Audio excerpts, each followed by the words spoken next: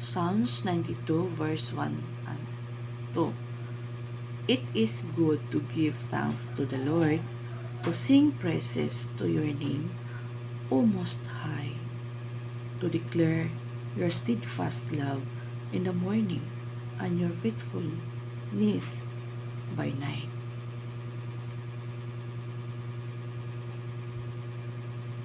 We rejoice in our salvation, but our burden for the lost.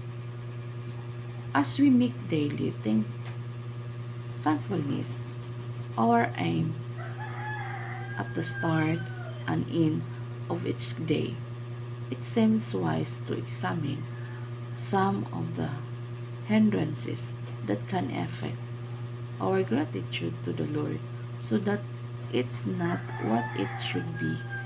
In the next 4 chapters, I intended to look at what I have discovered to be the main hindrances to gratitude in turn.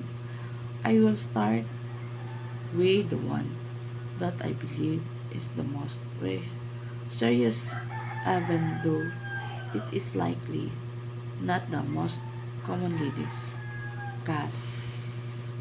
One of the marks of believers in Jesus Christ is that we know that our salvation is found in Christ alone.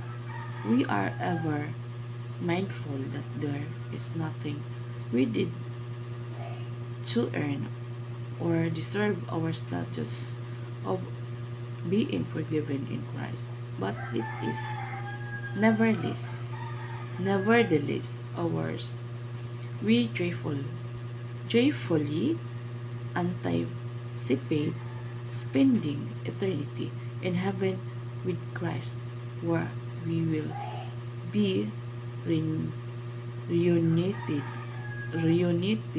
with all of our fellow believers, and will sin no more. Our time here on earth is just a momentary blip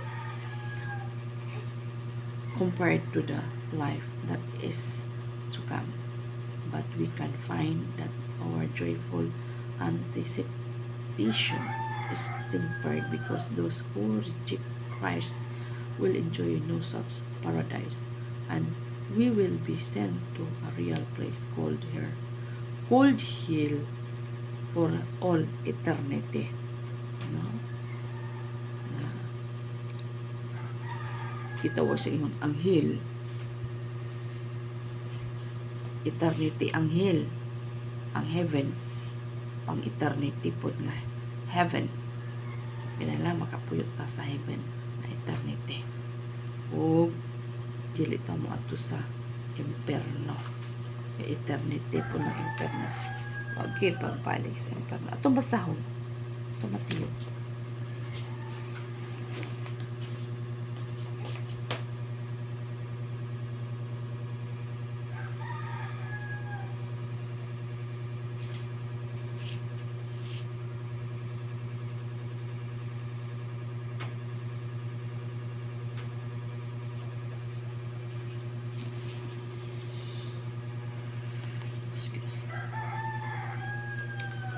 Mateo. Palta sa Mateo, no? 10.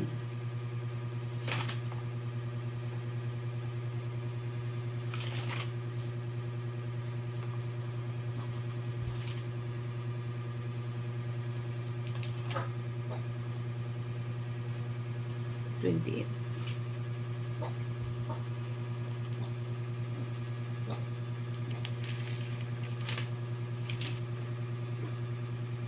Ayaw kamo kahadlok sa mga tawo nga makapatay sa inyong lawas, apan dili makapatay sa inyong kalag.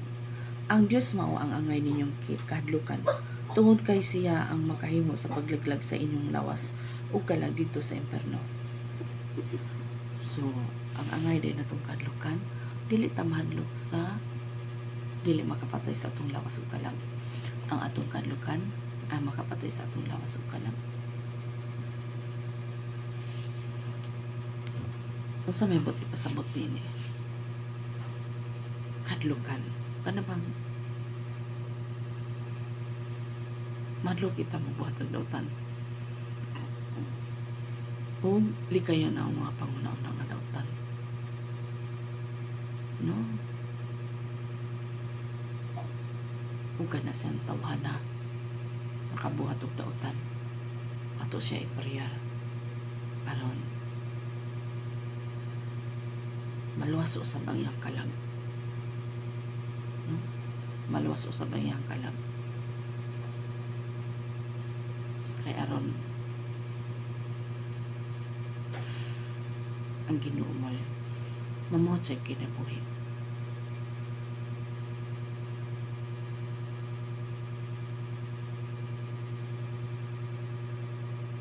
Ang mga katawhan ato silang ampo na kinahanglan sa silang pag-ampo sakop sa itong pundok. Ato silang iampo ang mga magbalantay, ato silang iampo kay sila man na mo nagtukaw sa atong mga kalag kay manumbag man sad sila sa Ginoo ni ana. Tinabangay lang kini bang kaluwasan, tinabangay gini wala gini kanang biya ay sa iri ba, tinabangay gini ang kaluwasan. Ano man man ka naluwas, bitara sa ng uban.